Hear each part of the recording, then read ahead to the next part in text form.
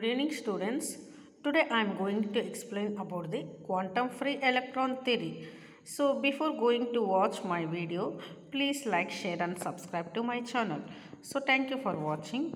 So here, to overcome the drawbacks of the classical free electron theory, the great scientist Sommerfeld proposed the quantum free electron theory based on the de Broglie hypothesis of matter waves and Schrodinger wave equation. So here, the different velocities of these free electrons of a metal can be represented in a velocity space.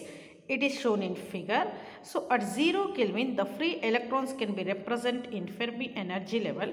It possesses maximum velocity. It can be represented by the Vf. Vf is a Fermi surface. We assume a sphere of radius Vf at the origin of velocity space as shown in figure. So, at 0 Kelvin, all the points inside the Fermi surface are occupied. Each point inside the sphere from the origin represents the velocity of a free electron. Here Vf is a radius, sphere of radius. So these vectors joining different points inside the sphere from the origin represents velocity vectors. In the absence of electric field, if there is no any electric field on this surface, the velocity vectors in the Fermi sphere present from origin will be cancelled with each other. So here the net velocity of electrons in all directions is 0. Suppose if we apply electric field on a free electrons along the positive x direction, then electrons experiences a Lorentz force along negative xl direction. So the electron which are present near the Fermi surface take electrical energy and occupy higher vacant energy level.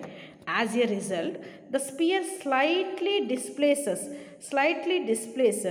The remaining electrons are unable to occupy higher vacant energy level because Lorentz force is less on the electrons. Here each electron experiences a Lorentz force small e into capital E. So Sommerfeld treated electron as a quantum particle. So this electron obeys the principles of quantum theory. So according to Sommerfeld, only Fermi level electrons are responsible for all types of physical properties of a metal.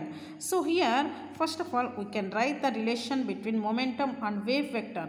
So wave vector already you know that k is equal to 2 pi by lambda is known as the momentum p is equal to h cut k. So where h cut is a h by 2 pi. K is a 2 pi by lambda. So similarly already we know that the momentum p is equal to mv. Okay, but according to the de Broglie's wavelength lambda is equal to we know that h by mv. So in this we can write in the place of mv we can write p. Here we know that h by p. Then p can be written as h by lambda.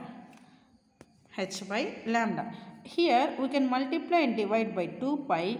We get h by 2 pi into 2 pi by lambda. H by 2 pi into 2 pi by lambda.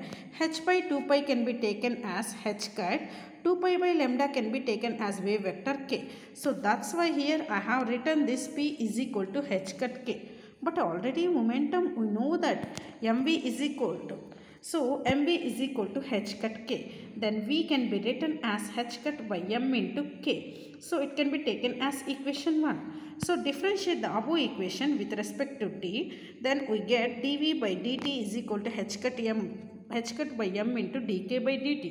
Because here h cut is a Planck's constant. It is a constant. M is mass of an electron. It is also constant. Wave vector will be variable. That's why it can be written as dk by dt. And then the rate of change of velocity is known as acceleration. So that's why here we can write dv by dt. In the place of dv by dt we can write a. So we get a is equal to h cut by m into dk by dt. So but according to Lorentz force F is equal to small e into capital E, and we know that from the Newton's second law of motion F is equal to ma. We can equate both the equations of the force. We get ma is equal to small e into capital E. Then A is equal to E by ME. E by m we get. But from equation 2 and 3, by using equation 2 and 3, we can write h cut by m into dk by dt is equal to E by m. So here m gets cancelled, we get h cut dk by dt is equal to E. Then dk is equal to E by h cut into dt. Okay. So now by integrating the above equation, we get k of t minus k of 0 is equal to E by h cut into t. T can be taken as small t. So k of t minus k of 0, that is the change of wave vector, can be written as delta k, then E by h cut into tau f. The time small t can be taken as relaxation time tau f. So because of the Fermi surface, we can write f in the suffix f. So it is a relaxation time. Relaxation time is the time taken for electron to original position from the disturbed position.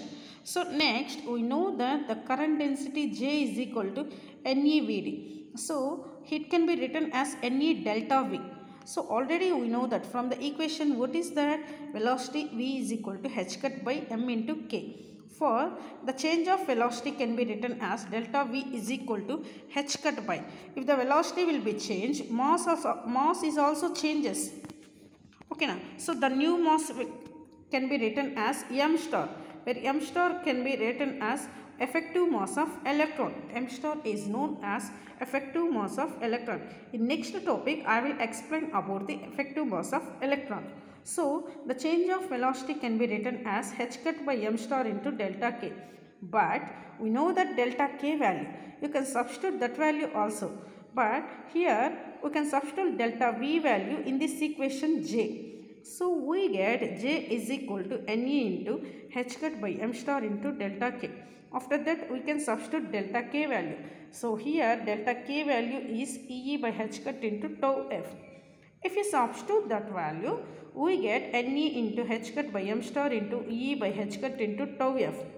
So we get j is equal to Ne square tau f m star, because here h cut gets cancelled. We get only the term Ne square tau by m star into capital E. So we can compare this equation of j is equal to sigma E. Then we can write sigma is equal to Ne square tau by m star. So this is an expression for electrical conductivity by using quantum free electron theory. Sigma is equal to Ne square tau by m star. Now let us see what are the merits and demerits of quantum free electron theory. So quantum free electron theory successfully explained the drawbacks of the classical free electron theory. So that is, it is explained the conductivity, electrical conductivity of a metal, resistivity of a metal, and thermal conductivities of a metal, and it derives Weidmann's formula. It explains optical properties, and also it explains photoelectric effect, Compton effect, black body radiation, and specific heat of the metal. Okay now. So students, you can write any 4 points of these merits. So 4 points are enough. No need to write all the points. Okay. And let us see what are the demerits of quantum free electron theory. So this theory fails to explain the differences between insulators, conductors, and semiconductors. And next, this theory fails to explain why some crystal prefers only some structures, and also lower conductivities of the divalent metals than monovalent metals, and also it does not explain the positive Hall coefficient of the metal. So these are the demerits of the quantum free electron theory. Okay, thank you for watching.